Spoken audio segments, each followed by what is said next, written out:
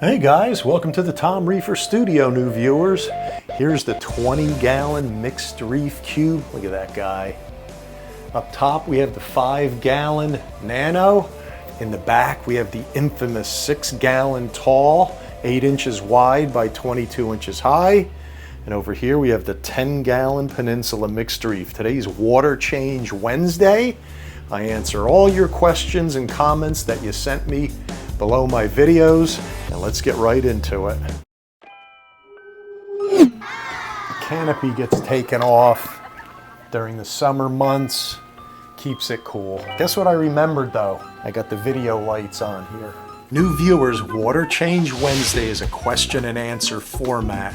Ask me any question you want below the video in the comments section. I'll answer it there and I'll try to answer it here. So let's not waste any time this week. Let's get right into it. Water Change Wednesday right now.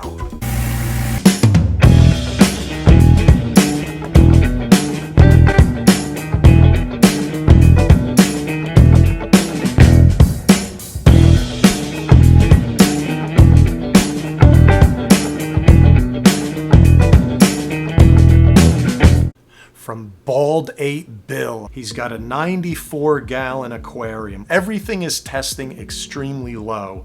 0, 5 parts per million nitrate. His ultimate question is when can he start adding corals? But he had a sub question, which was he had a 55-gallon that always had nitrate and phosphate off the chart, and he had live rock in that. His 94 he used the dry rock, meaning nothing live in it, and he cycled it that way. His first question is, could the low parameters be because of the dry rock? And I would say absolutely yes. That's one of the pluses about using dry rock, is the only nitrate and phosphate will accumulate only by what you add in afterward. My 6-gallon, there's only 1 or 2 pieces of live rock in that. If you look at one of my old videos, I use that Marco rock on the substantial part of this, but I wanted to seed and cycle the tank with a few pieces of real live rock, and that's what I did. And this is reading extremely low phosphate and always trace nitrate. So yes, Bill, that could be why. However, you also said your tank is only a month and a half old. Give it some time. As you add more food and it accumulates, nitrate and phosphate will build up. But if you continue water changes and monitor that, you probably can keep them down low. When would be a good time to start adding corals? I would say now is fine if your parameters are... Reef Gaming asks, how many tattoos do I have? All right, Reef Gaming, here you go.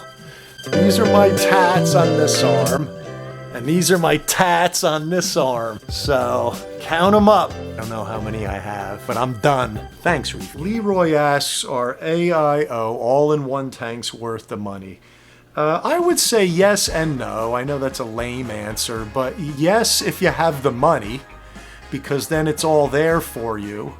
And no if you don't have the money, because you could probably create one. My 10-gallon is an all-in-one. It just has one compartment as the overflow. So essentially an all-in-one just creates the sump up next to the tank, connected to the tank. If you don't have an all-in-one, then you don't have any overflow, and I have videos on that. I think overflow boxes are good for the tank. They generate more oxygen, oxygen exchange, carbon dioxide can be released. A lot of benefits can come from that. If it's a large enough overflow in the all-in-one, then you can create a refugium in the back, so you can do a lot more with an all-in-one. You can get a 10-gallon all-in-one for around $100. That's not bad if you have the money. One thing really quick, I've been debating about a Tom Reefer membership. $2.99 to start. $2.99 to start. Get a little emoji thing next to your name. I'll answer your questions first. Everybody else stays the same. It's voluntary. Nothing changes. Let me say this, guys. Somebody asked me about my videos doing longer ones, and I told them every 1 minute of video that you guys see takes me 1 hour to create. So an 8-minute video with production and post-production editing and all that, it takes me 8 hours, 8 minutes, takes 8 hours, and I do that twice a week. So this is really like a part-time job for me. So it'd be really awesome if you supported the channel, and what that might do is enable me to get more things, maybe, possibly. I mean, if 10 of you join, it's not gonna get me anything. Probably won't get me gas to Fish Guy Mike's. Then as time goes by, I may add live streaming, behind the scenes. I could do video classroom. Okay. Brandon asks about how am I compensating for the growing alkalinity at a stable rate in the 10-gallon Nano. I did a video on this.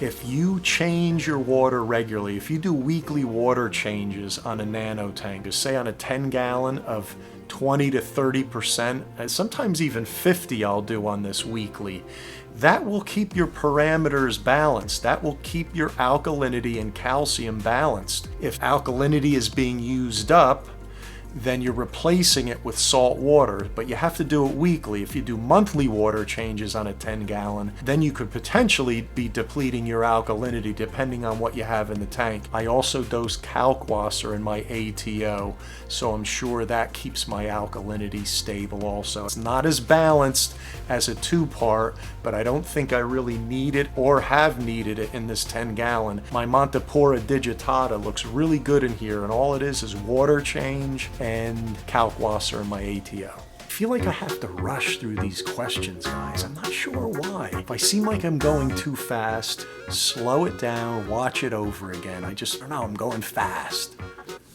Come on, where's my black shirt? My black shirt's not showing. What's going on here? I like my black shirt to show. All right. I get the GSP question a lot. Anne asks about her GSP is closed and it's not opening. GSP is very weird. That's all I can say. Mine has done this too. Sometimes it'll close up. You have no clue why.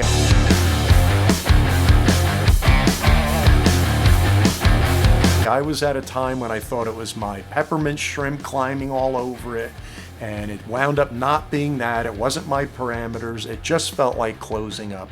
And sometimes it can close up for a week or even more. Don't move it. If it was surviving and thriving in one particular area, unless it got covered in shade, GSP will not grow well if there's not a lot of light hitting it.